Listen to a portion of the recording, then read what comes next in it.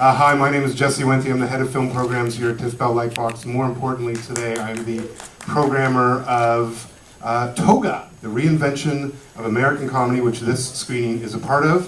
Before we get to the show, I have a few people to thank.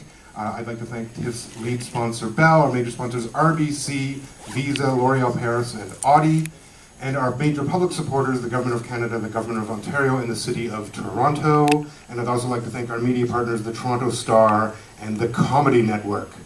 Now, who here has seen Ghostbusters? No one? Hoping too soon. Yeah, good. I was going to say, it's good to get the costume in order before you see the film. Who's ever seen it on the big screen?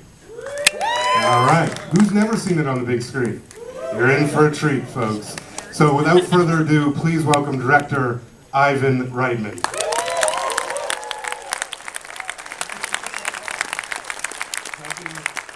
Deputy Ghostbusters, thank you. Are we safe? Did you guys check it out with you got meters, look at that. Yeah. It's been a real pleasure to be here this week and show some of the movies that I've been involved with. The Toronto audiences have been always very special in my life. And it's every once in a while you get to be involved with something that really changes your life. And that film for me was Ghostbusters.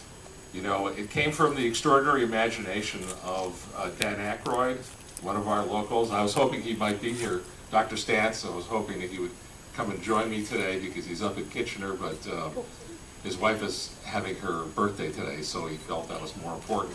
Although he really wanted to be here. I think this is one of those things, you know, he wrote this movie originally as a starring vehicle for John Belushi and himself, and unfortunately John passed away before he could do it.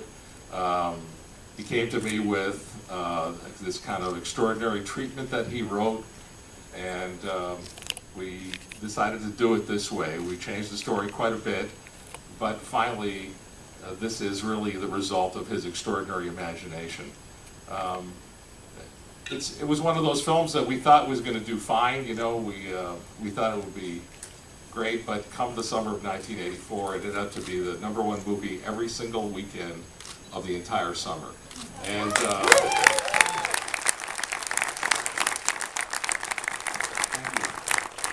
anyway, I'll be here to answer any questions from either you guys or anybody else here. But enjoy this. It's really great to see it on a large screen again, particularly hear Elmer Bernstein's amazing music. We tend to forget this because of that damn song was so successful.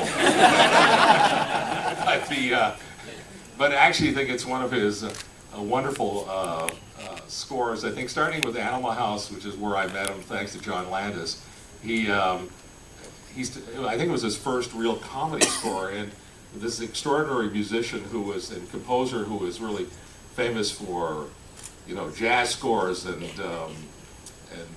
westerns and great epics, suddenly started with Animal House doing comedies, and I think this was the third one. He then did Meatballs in this one, and he suddenly became the comedy guy, and I think he just brings so much to this movie. I just wanted to thank him as well. Have a good time, and I'll talk to you later. Okay.